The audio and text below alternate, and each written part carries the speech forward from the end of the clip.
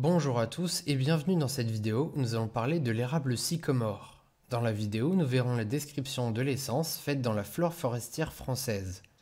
Je vous invite à mettre en pause et à reculer pour revoir un passage et relire une information. L'érable sycomore, de son nom latin Acer pseudoplatanus, appartient à la famille des sapindacées. Dans cette vidéo, je vais vous présenter tout d'abord l'auto-écologie de l'essence, ensuite je donnerai les critères de reconnaissance, et enfin je parlerai de ses usages et de ses propriétés. Du point de vue de son auto-écologie, l'érable sycomore est une espèce de climat frais à humidité atmosphérique élevée. C'est une essence de demi-ombre supportant l'ombre et qui est plutôt colonisatrice. Cette essence pousse sur les types d'humus de mules carbonatées à l'oligomule, son optimum étant sur le mule et sur les sols riches en base.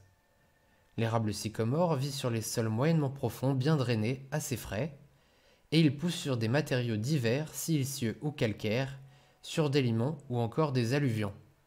Comme vous pouvez le voir sur l'échogramme à droite, il vit sur les stations mésophiles notées petit m, A humide noté petit h, et vit sur les sols légèrement acides notés petit a, abasique noté b, son optimum étant sur les sols neutres notés petit n. L'érable sycomore nécessite un minimum de pluviométrie supérieure à 750 mm par an. Son optimum est lorsque les pluviométries dépassent 1000 mm par an. Maintenant voici les critères de reconnaissance.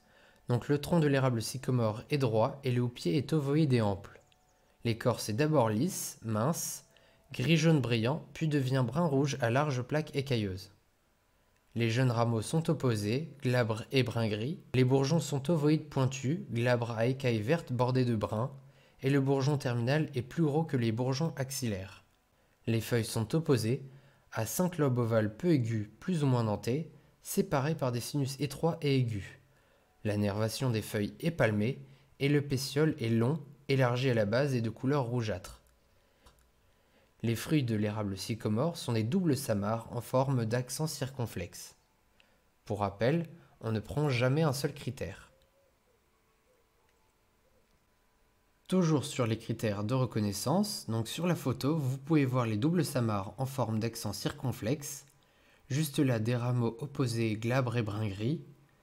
Ici, les bourgeons ovoïdes pointus, glabres à écailles vertes bordées de brun et le bourgeon terminal plus gros. Vous pouvez voir les feuilles opposées à 5 lobes ovales, peu aigus, plus ou moins dentés, séparés par des sinus étroits et aigus.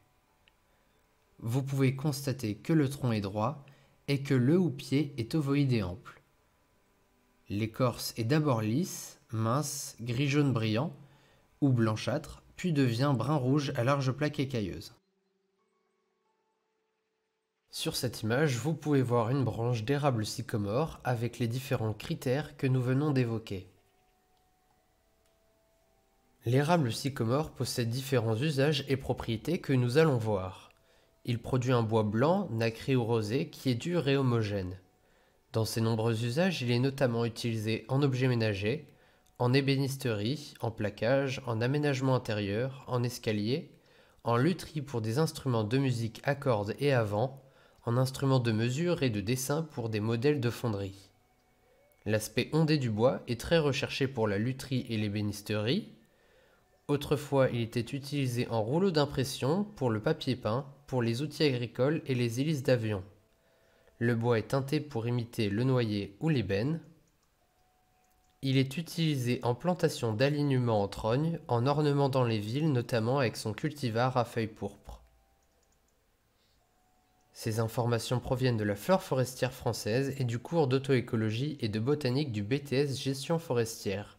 Je vous invite à regarder les sources qui sont dans la description. Nous voilà arrivés à terme de cette vidéo. Je vous invite à me poser vos questions dans les commentaires et à me donner des conseils pour les prochaines. Si la vidéo vous a plu et que vous avez appris des choses, alors n'hésitez pas à mettre un pouce bleu et n'oubliez pas de vous abonner pour ne pas manquer les prochaines. Sur ce, je vous dis à bientôt pour la prochaine vidéo.